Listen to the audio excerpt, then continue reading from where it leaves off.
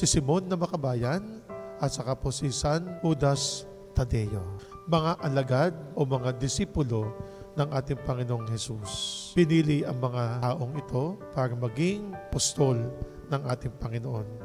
Mga tapat na tagapaglingkod, mga tapat na tagasunod, mga matatapang na naglilingkod at nagtatanggol sa ating pananalig, pananampalataya. Ang ating pong Panginoong Jesucristo na ando nang ipinagtanggol nila, ipinaglaban nila ang ating Panginoon. Na ando nang sila'y nasa likod ni Jesus.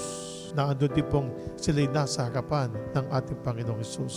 At naroon din pong nasa gitna ng mga apostoles ang ating Panginoong Jesucristo. Si Simon na makabayan at saka si Judas at Tadeo, sila yung mga apostoles na hindi masyadong kilala pero maganda po at marami po silang mga ginagawa.